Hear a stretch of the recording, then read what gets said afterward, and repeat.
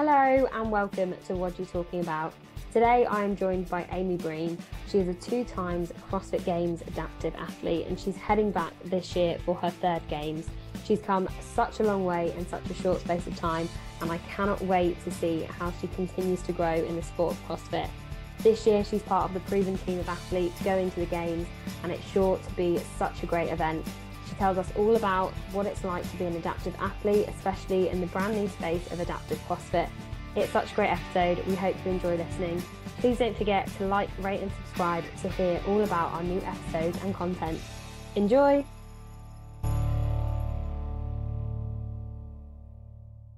Amy Bream, thank you so much for joining me. It's such a pleasure to have you. How are you? I'm good. Thanks, Leah. I'm really excited to be here. It's a pleasure and an honor to talk with you today. Thank you so much. There's so much to get through. You've been doing CrossFit for not actually that long, but you've achieved so much in the short space of time. I want to start off because I saw something on your Instagram, I think a few weeks ago, and you put how your friends always joke about how when you were younger and years ago, you had such a lack of athleticism. And now you're a sponsored athlete, you're going to the Games. So much has changed. When was it you actually started kind of enjoying fitness and sport? And did you literally do nothing before? Like, what was the change for you? So I actually, yeah, I did nothing before. I will say, so I've been like missing my right leg for my entire life. So that birth defect, I think when you are missing, I'm so sorry, there's a loud car behind me. I'm sorry if you heard that. But when you're missing a leg since birth, you're going to gain a kind of a natural upper body if you move because, if I was having trouble getting up, I'd pull myself up instead of like push myself up. So those little things, like I've always been naturally like a little strong. I've always been able to do like a pull up, but anything like sports related athletics, like I literally would tell people I'm like the least athletic person you'll ever meet. It just like did not come naturally to me. It was not a thing. And then I moved to Nashville in 2014 and I actually joined a boxing gym with a friend for fun. And it was the first time, that was in 2015. And it was the first time that I had ever actually enjoyed working out. It was like up until then, I worked out here and there on my own. It was kind of like I pretended like I knew what I was doing on a machine. I had no clue. And I probably could count on one hand the amount of like group fitness classes that I had taken in my life up until then. I was really self-conscious. So when I joined the boxing gym, it was just like, oh, this is actually fun and I'm working out and it's really hard, but I like it. And that just kind of progressed. Like the trainers at that particular gym weren't afraid to push me. They saw my leg, but they weren't like tiptoeing around it, which I loved. It just made me feel normal. And so I started getting better at that. And I was like, oh, actually, like I'm not half bad at this. And then one of the trainers I started working with one-on-one, he taught me how to kickbox. And I had like made a joke about kickboxing up until that point, like a one-legged girl kickboxing. Could you imagine? And he told me, he was like, well, you've just never done it before. Like, of course you're going to be bad at it first. And that's such a simple thing to say. But for me, I was like, oh, so maybe I'm actually not unathletic, but maybe I was just not doing it enough times because I was so embarrassed the first time I tried it. And that's what I did all growing up, like gym class, like I hid from things. I was telling myself over and over, you're bad at this, you're bad at this. And so I'd be bad at it and I wouldn't even try to be good at it. And so, yeah, it just kind of led me to things. So then when I started to kickbox and I was like, I saw my progression of going from bad to not bad. I was like, oh, like what else have I been saying no to? Like thinking I'm just not good at it, but really like it was just fear and lack of trying. So that brought me to weightlifting, which eventually brought me to CrossFit in 2021. And then, even like, I mean, I had signed a deal with Nike. I was in the process of signing a deal with First Form. And I was still having trouble telling people that I was a sponsored athlete because it was so ingrained in my mind that I was unathletic. And one of the guys at First Form, actually, my first trip out there, he kind of like called me out and he's like, no, you're an athlete. Like we're watching you work out. Like you're the definition of an athlete. You need to like be aware and like confident in that when you tell people. And it was like a moment for me. I was like, okay, like I need to step into this role and like be confident in it. And yeah, and really when I took on that like accepted that persona, I guess. It just, confidence is really everything. And I don't think you get confidence without experience, but it's also believing that you're capable of it. So that was a very long-winded answer. Sorry, but No, I yeah. love a long-winded answer. I like to waffle as well. Do you think kind of you say, the coaches didn't tiptoe around you. Do you think when you were like perhaps younger, you say in gym class and things, people tiptoeing around you, kind of thinking, oh, you can't do this? Was that the kind of mirror image you had from people telling you, or maybe not even telling you directly, but just assuming you couldn't do things?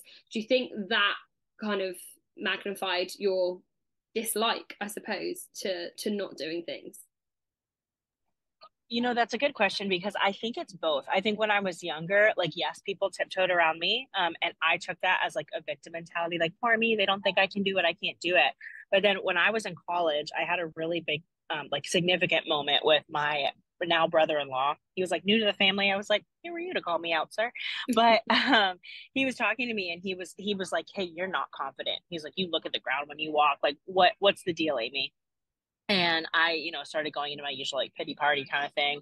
And it's not like I grew up like sad or pitying myself. It was just like, oh, why would I even try to like, wear shorts or date or do sports? Because like I wasn't meant to be, like one leg. And he just like called it out and he said, no, that's not other people, that's you. And he said, if you think that people, and we were talking about like men in that regard, but it applies to everything. It applies to gym class and school and teachers. He's like, if you think that people are acting weird about your leg, it's because you're acting weird about your leg, because people always respond to the energy that they're getting first. So if you're self-conscious, they are self-conscious and they tiptoe around you. If you walk in confident and you say, I can do this, they will treat you like you can do this. And it was like one of the first moments of my life where I was like, do I actually have control over this? Like, is my lack of doing things my fault and not anyone else's? And once I turned off that victim mentality, my life, it took a while. It took several more years for me to really start like trying new things, but it was the start of it. And it completely changed my life.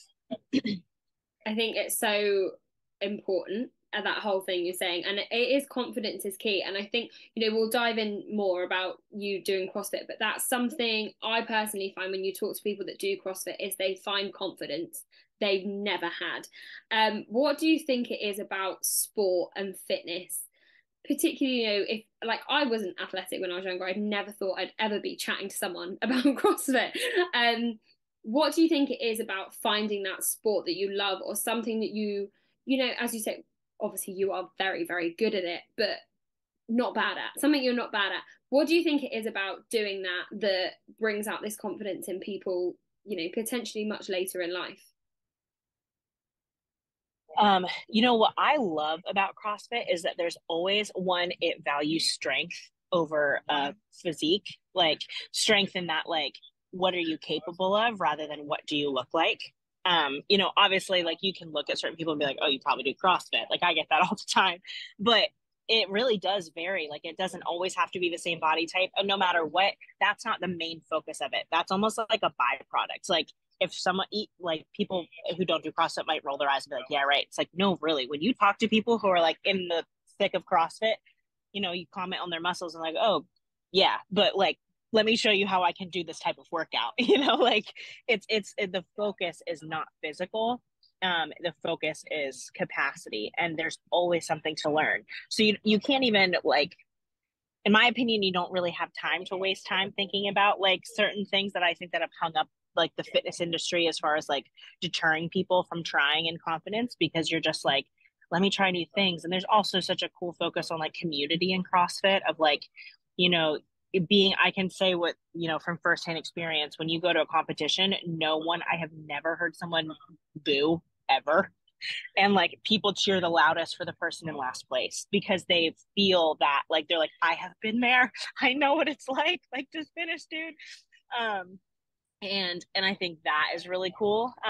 But yeah, like, once you get into CrossFit and you realize like the more you do it, the more it's about technique and efficiency and strategy, and there's such like a mind game about it. I'm really drawn to like the mind body connection, where you're not just like, it's not like you know, the tip, like what you stereotypically think of like meatheads throwing shit around. You know, it's like when you're actually doing CrossFit, you're like, that's not what it is at all. It's like incredibly precise and on purpose and like thought out. And there's just like nothing to get bored about ever. You're like always, you can always improve on something. I think that's such a true thing. You know, it's never about appearance. You know, people will compliment you on what you can do in the gym, not on what you look like. And it's so important. So going back, as you say, you've actually only been doing CrossFit for quite a short period of time, but you've achieved so much in that time. How did you find CrossFit? I know you mentioned through weightlifting, but what was the trigger for you to actually start CrossFit? So in I guess December 2020, I really had like I picked up my first barbell in 2019.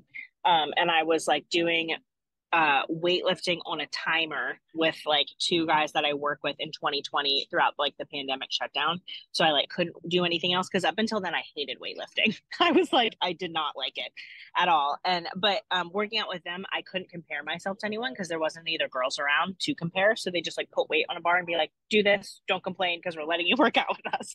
And I was like, okay. And I did that enough that I was like, oh, I actually kind of like this. And then I actually got COVID in like December 2020.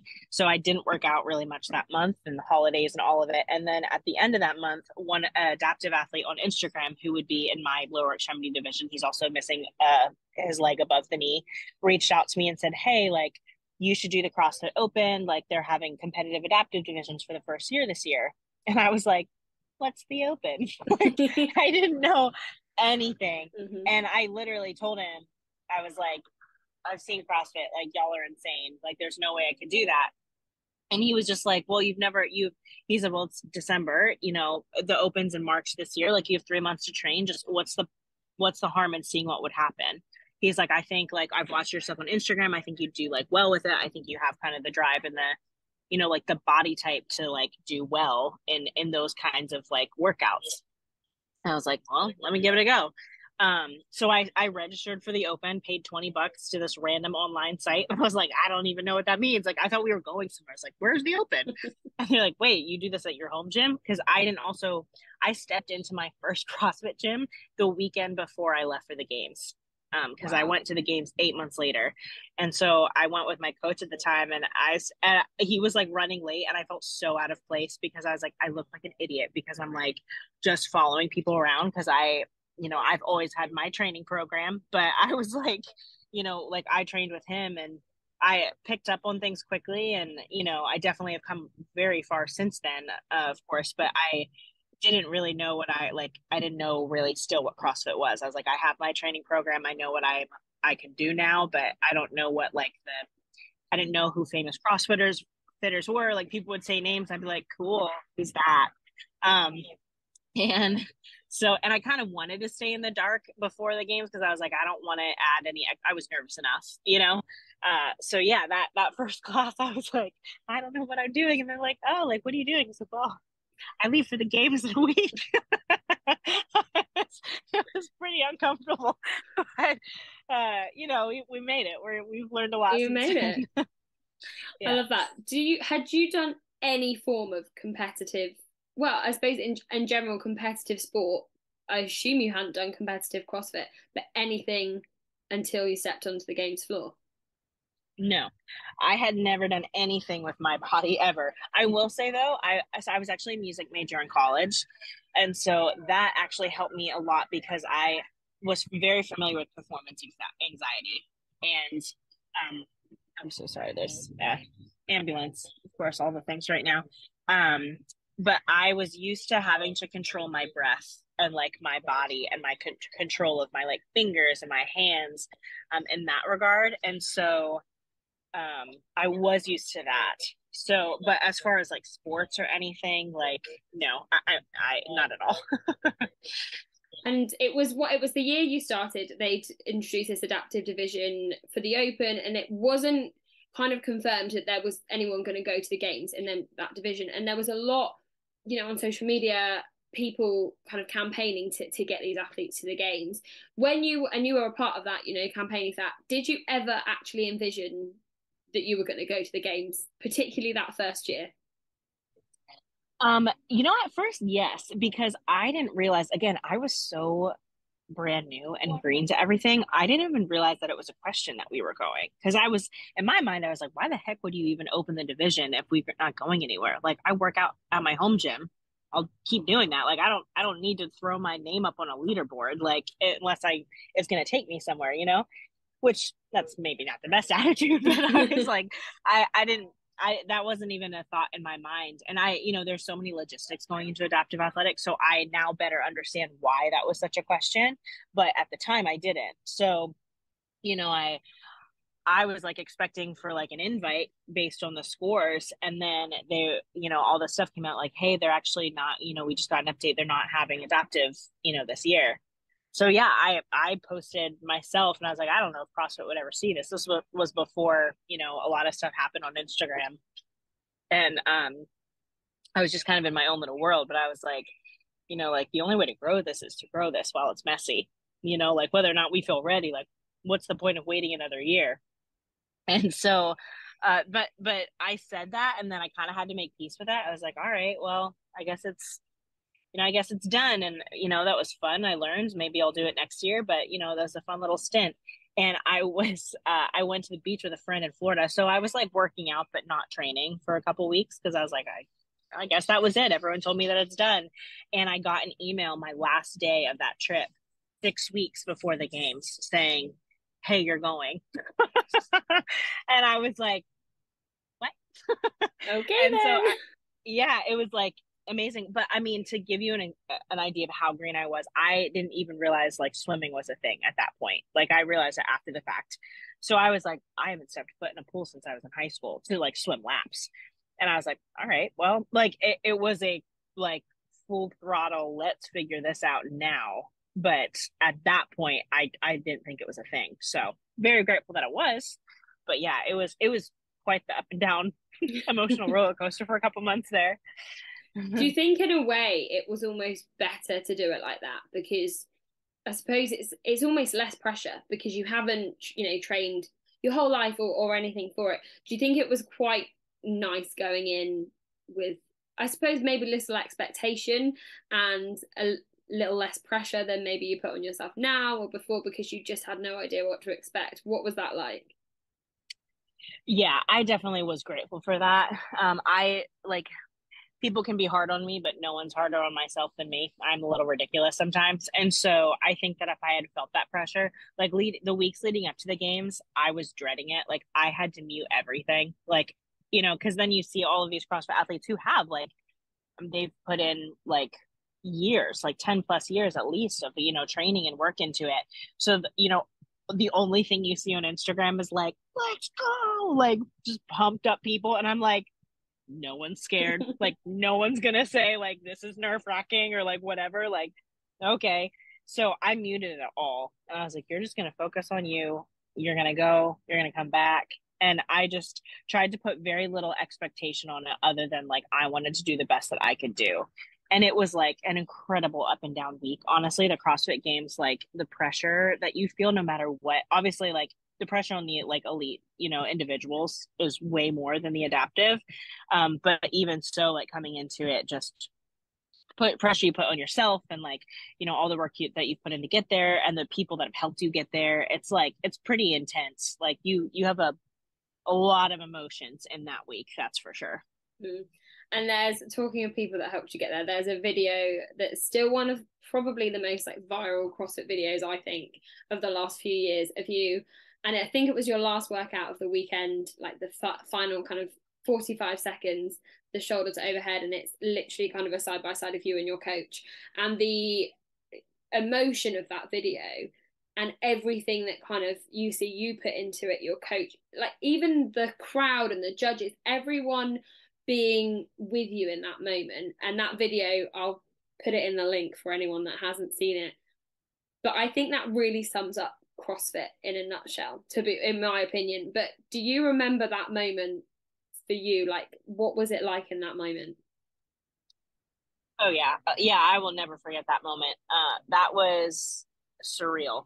It was, yeah, I mean, my coach the entire months leading up to it, and then, because at the same time, when the adaptive athlete reached out to me about CrossFit back in January, my coach had moved to my gym because I was still at the boxing gym.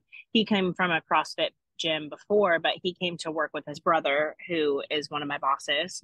Um, and like, you know, start like help with our strength classes and stuff. But we neither of us had any idea that we would be like coach athlete. I was basically like, hey, someone told me about this thing called the Open. I signed up for it. He's like, oh yeah, I'm doing that. I was like, can I follow you around, just like learn some things? And then it wasn't like, he was very helpful, but it wasn't an official like coach situation until I found out I was going to the games, and I was like, hey, like, you're my person, I need help. And then he like 1,000%, like a lot of sacrifice to like dive in and just help me and to do what I need to do and like calm myself down. And so by the time we got to the games, the whole thing, I mean, I told you, like, it wasn't for almost another full year of me figuring out like I can call myself an athlete. So you can imagine emotionally that week, I was just trying to convince myself that I belonged there, that I wasn't like a fake, you know, like it was just like, I'm so new. Like people think that I've been doing this for a long time. I don't like, who's Tia Toomey? Like that's how new I was. I was like, now like very well aware. She's great. But yeah, I was just like, I felt like an imposter. And so most of the week, what he was telling me, like, you have to believe in yourself. If you like, I can tell you all day, every day, but if you don't believe that you can do this, you will never do it. And so every event was just like me figuring out, like, how do I do this? Like, adapt, like some of the movements I'd literally never tried before. And you know, they're figuring out what adaptive athletes can do as well. So some of the things that they had us do the first year, they're like, all right, maybe we'll adjust that, not have that be a thing next year. You know, like them also learning, like, you know, adaptive athletes, like, you know, bodies and how they're meant to move and all of those things. So it was definitely like an emotional week. So by the time we got to that event, they told us the weight that we were going to lift, and I was like, heck, like, finish this workout, like that's a PR for me to get over my head. I've never done that before, and I was dreading it. And like 10 minutes before we went out, I had to walk away. Like the guys were competing, and I was like, I can't watch this. Like, this is going to be humiliating. And I was so done. I was like, I just want to be done with this week. This week has been like so hard emotionally. And he threw water on me. And he was like, Amy, like, and he said this all week too. He's like, I don't care how tired you are, I don't care how you feel, you will give absolutely everything you have to the last second of that event. And he was like, you belong here, you can do this, wake it up, lock it in, let's go. And I was like, okay. And so, you know, of course, like, I failed the first multiple reps, and I'm like, here it is, like, this is what I thought it would be. And I zoned everything out except him. And yeah, I like, at one point I heard the room get louder, and I was like, was that for me? Like, that's how checked out I was. Like, I'm losing, like there's no way people are cheering for me right now. I didn't know that people were like calling my name. Like, I was out of it. So like, watching him, like, he was screaming what he had screamed to me all week, like, Amy, you have to believe in yourself, you can do this. And it was like that moment, it's like, we talked about this, like, you go until the final seconds. And so that's all I was listening to. I was like, okay, okay, okay. And then it all ended, and it almost like, it's like I came to. And like, people were like cheering, and people were giving me hugs, and I was like, oh, this is nice. But like, I didn't know that I was on the screen. I didn't know that he was on the screen. And I like walked out of the tunnel, and people were like hugging me, and they're like, that was awesome. And I was like, oh, you watched it? Like, thanks. Like, I had no clue. And then I turned on Instagram, and it was like blowing up, and someone had like posted, and I like looked at the video, and I showed it to him. I was like, oh, like, we were on the screen. And he was like, oh, because like, we were both like so out of it. So it was like very genuine. Like, we had no clue what was happening when it was happening. It's one of them moments that I think that there are certain moments that you look back at the games that will just stick in people's minds, and that's definitely it. Especially at the end of a long week, at the end of a workout, did you come out of the games in 2021 and think, yeah, okay, cool, I'm gonna do that again next year? Like, how did you feel when you finished that week? Oh, it's so funny you say that. Yeah, it's funny because like, all the entire week I was like, I don't know why people do this. This is awful. This is like so stressful. Like, this is terrible. And then as soon as we left, of course, that was like very much a high note to end on. I was like, I cannot wait to do that again. It's like this really weird adrenaline where you're like, Yes. And so yeah, I kept going, and still wasn't expecting much from that. Like it was a cool moment and people were posting it and we were kind of like, this is fun, like what's happening. Um, and then on the way home is when a videographer had sent me the video that I posted on my personal page that like went kind of viral, not kind of, it went viral. And um, I like posted it randomly and it like went everywhere, and I was not expecting it. And that, like, I came home again thinking, I was like, oh, I'm just gonna go back to like normal life, whatever. And it literally like changed my life. Like a lot of like opportunities came from it, and it was like a span of like 2 weeks that I was like, oh, this is like something. So yeah, it was pretty crazy. What's the diff like if you could sum up the difference between your 2021 season and your 2022 season, what would it be? What would be the main thing that was the difference about it? If I'm being honest, 2022 was a lot harder for me than 2021. I feel a lot better this year in 2023 because I think so. 2021, it was just everything was fresh and new, and you probably can attest to this. Like when you start CrossFit, like you're starting from such a base level that you're like, it's just everything is fun because you're like, oh, like I'm so bad that anything is progress. You know what I mean? And so it was just this like, let's figure it out. Like, oh, I don't know, I'm going to the games, blah, blah, blah. And then suddenly my next year, I was sponsored. People were starting to recognize my face. And I felt this pressure that I didn't have the first year. It's like you said, like I went in 2020, no one knew who Amy Bream, like it was very like casual and it was whatever. 2022, I put a lot of pressure on myself and felt pressure from other people. Not in a bad, it was like no one was being negative at all, but it was like things that I made in my head that I needed to do. And if I didn't do them exactly that way, or if things didn't go the way that I thought they would, it wouldn't be a good time. And it wasn't a good time. Like, honestly, like I went into 2022 games really stressed, and um, it was a year of learning. I still got stronger. I got better, like much better athlete than I was as at the 2021 games for sure. But I think I put a pressure on like a moment rather than enjoying the process. So I wouldn't take that back because I learned so much that year of myself as an individual, and as an athlete, but like really like from an emotional standpoint, realizing how important it was to have my crap together, like mentally. And so I kind of finished up that year, and I had a lot of great moments, great opportunities. Like, don't get me wrong, but like coming into this year, I was like, okay, Amy, like adaptive athletics like are great. I'm so grateful for the opportunity, but they're still really messy. So there are certain things that it's like I can go into the games and be just as frustrated at the circumstances and at the programming as like every other year. Because so far I think this year I actually will compete with another AK, which I'm so excited about. But up until this point, I've never competed with someone with a similar adaptation to mine.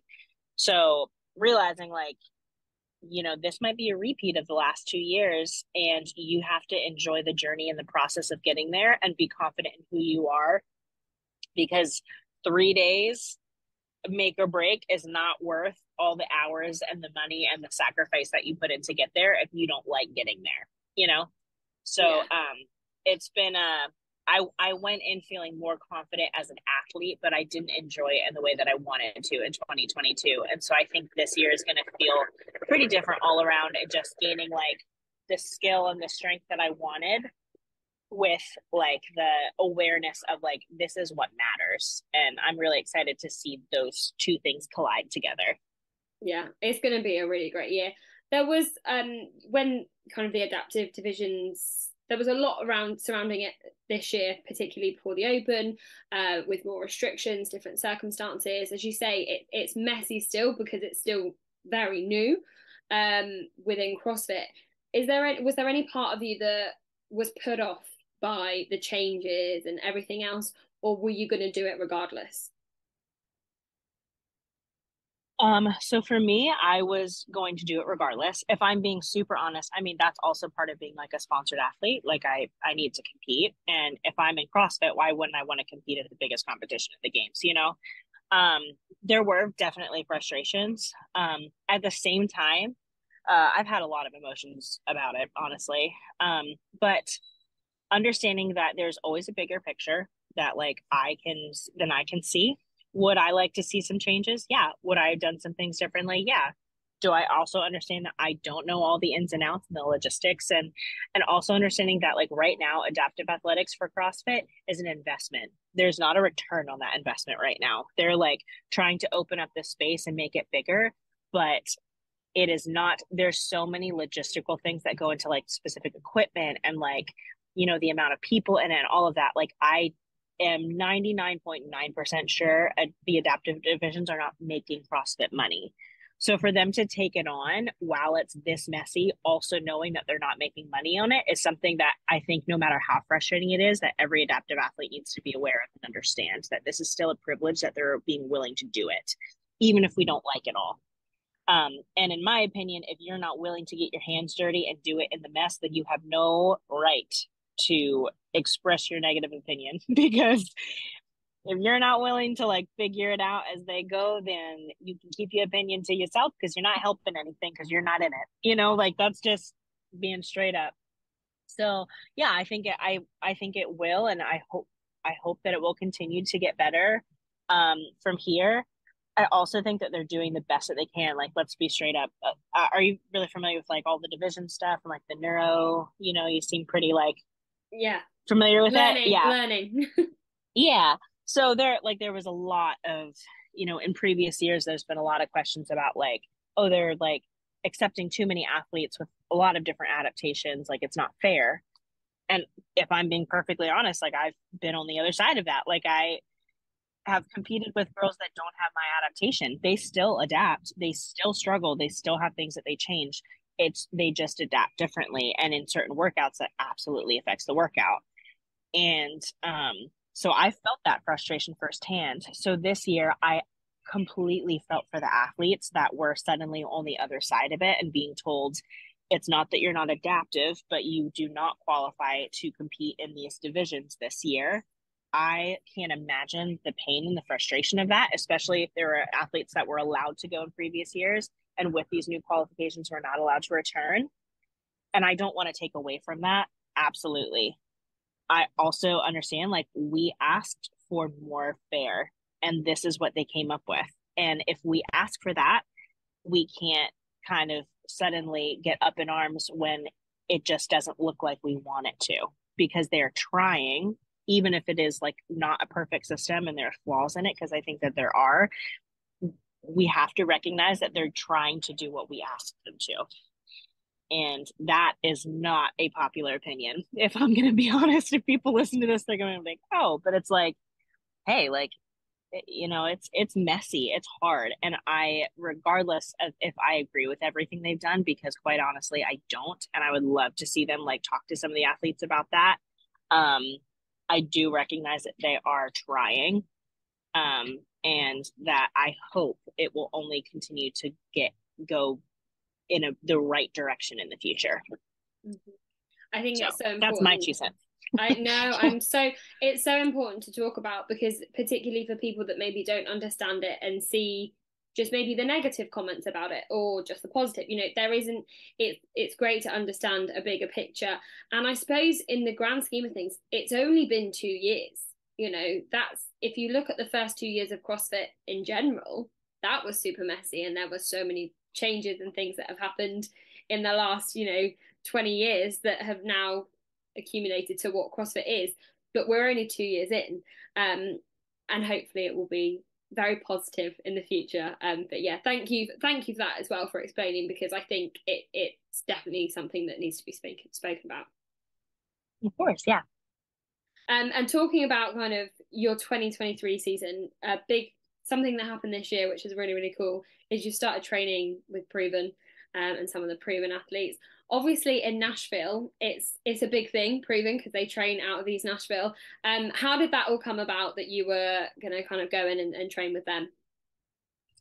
Yeah, I actually, I was being told even by like my previous coach before, like, hey, you know, at some point you need to introduce yourself to these athletes, because my coach before, like, you know, where he still helps me with stuff. Like, there's, you know, it was really great. It was just, I knew that I needed to make myself uncomfortable, because I was getting too comfortable in my current situation and wasn't pushing myself to the limit. no one's fault but my own. And I was like, I need to be around athletes that like make me uncomfortable, for lack of a better way of saying it. I was also at a place where I felt that if I didn't have like a specific space or people or energy around me, that I like, it wouldn't be a good day. And that's just not real. Like, to be a good athlete, you need to be an athlete in whatever situation and adapt well. So I was at Wadapalooza this year and I saw like the proven team, and I just finally got up the courage to be like, hey, like, I'd love to like come in and like, see you guys sometime. I'm like pretty new to this, but I think I can learn a lot, just from like being around your athletes and the coaches and everything. And they were really, really nice. And they're like, yeah, like come in and, we'll like have you kind of do a session, and we can learn alongside you because we've never had an adaptive athlete before, all that good stuff. So yeah, that's been great. So I'm not with them every day, like every session or anything. But like I'll go in right now. It's been about like once a week, and it will kick up now going into the games now that semis have kind of finished up. But everyone's been so great and so sweet. So yeah, that's been really good. It definitely also like makes me feel the emotion of like this like semifinals and everything, because adaptive athletics, our division didn't have semis this year.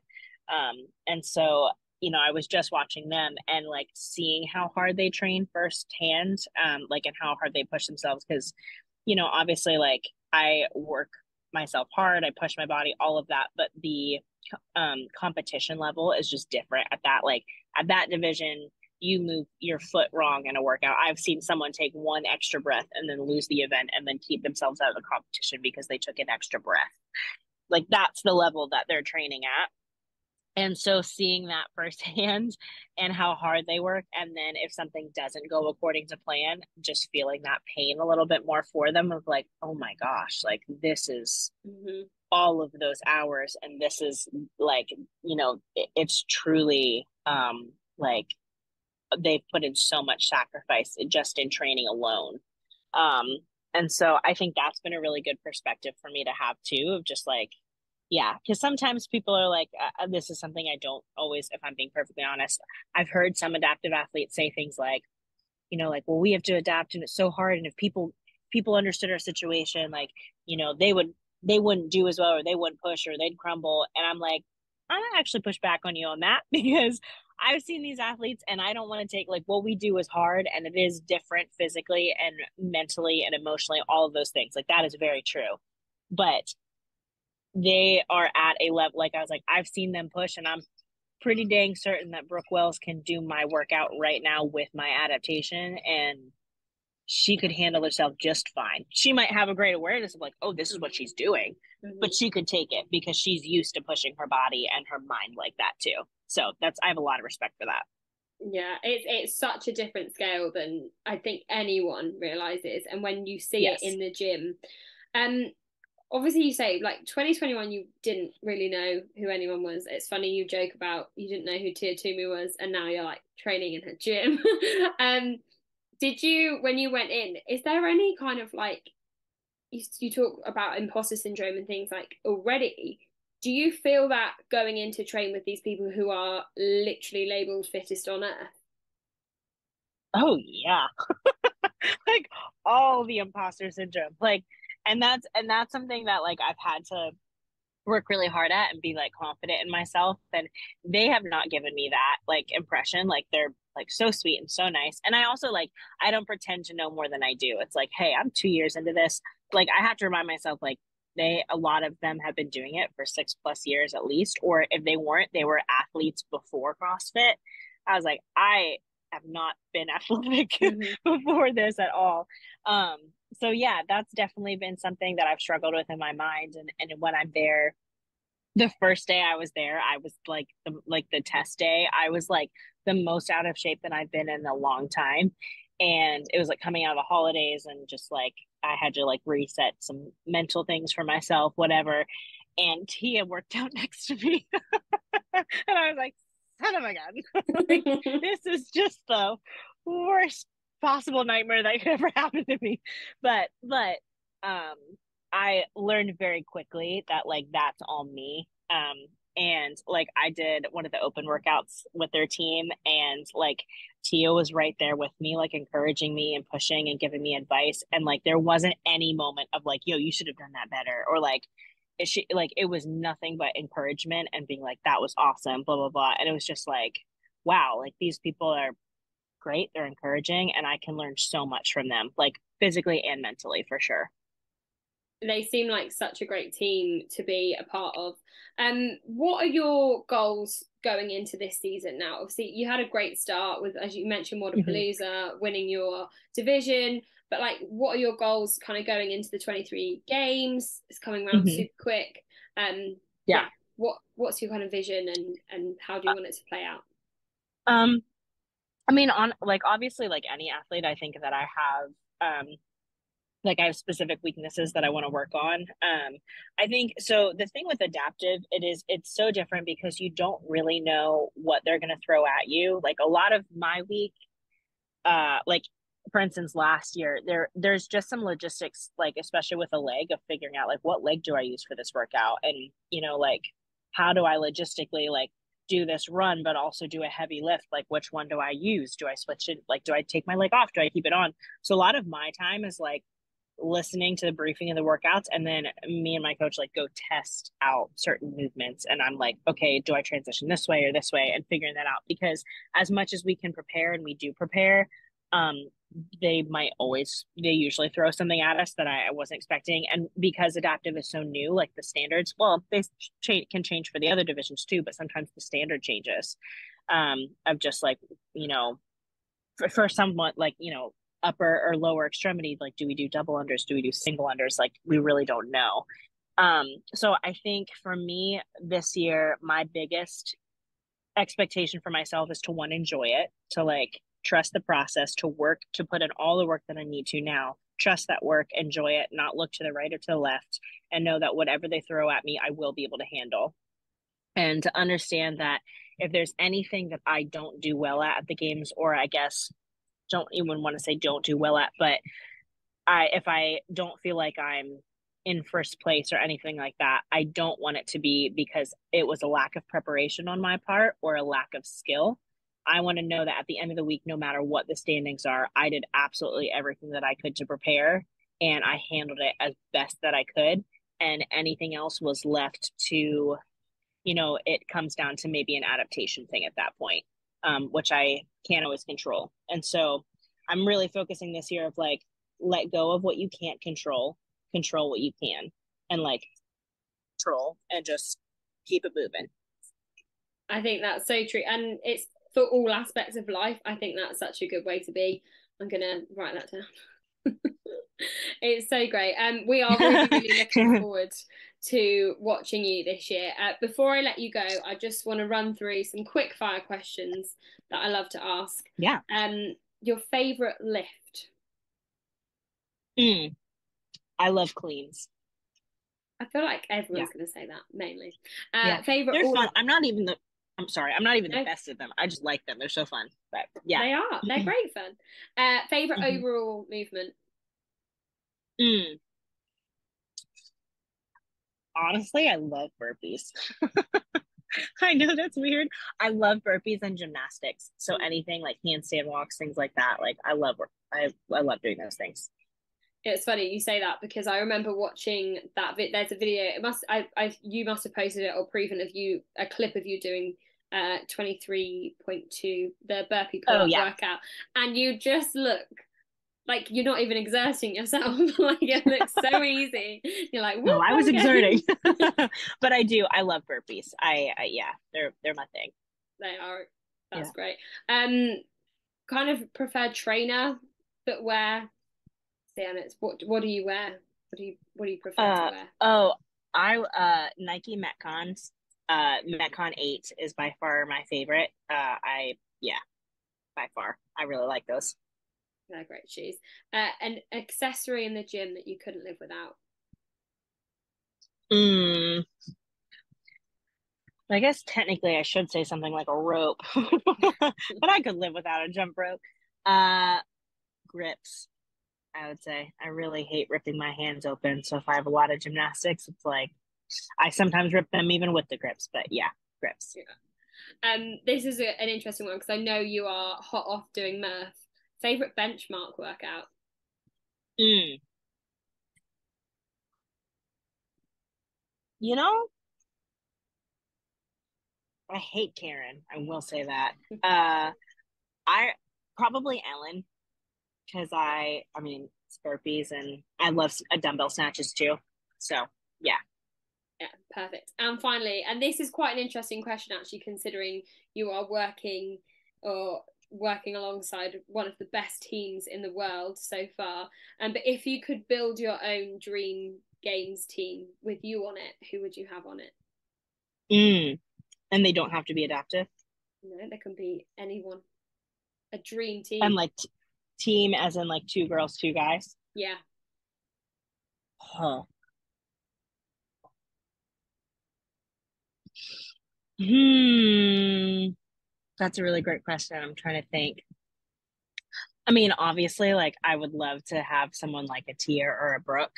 If I had to, if it was like a question like, okay, you can't go like using the proven team. Like let's just say that is a thing. I would love to have Annie Thorsdottir on my team because I think she just encompasses like, I mean, every athlete on that field deserves to be there, but she just has this from afar. I've never met her personally, but she has like this warmth about her. Um, that and someone who can be a mom and own a business and still repeatedly make the games over and over. Like it's one thing, like so much respect for everyone. There's so many young girls coming up, and men that are coming up, and that's like incredible. But when you've done this for a long time and you have like life, like a job and all of that, and you're still repping it out, like there's some knowledge I would love to like learn from her. So I would say Annie Thorsdottir, and honestly, men probably Chandler Smith and Noah Olson. Again, assuming like proves on and the same thing. Like I think they just like beast of athletes. They've overcome a lot. Like even watching Chandler overcome, and he had a broken hand in quarterfinals and coming back. And I've had the opportunity to meet both of them, and like they're just like great humans. And so I think I could learn a lot from them on the field and off from all three. That's a great team. I'd love to see that. Yeah. It has been such a pleasure chatting. Thank you so, so much. We are wishing you all the best for the rest of your season, and especially for the games. But thank you so much. And Thank hope to you, speak Leo. to you again soon. Yeah, that sounds great. Thank you so much for having me. I'm so glad we did this.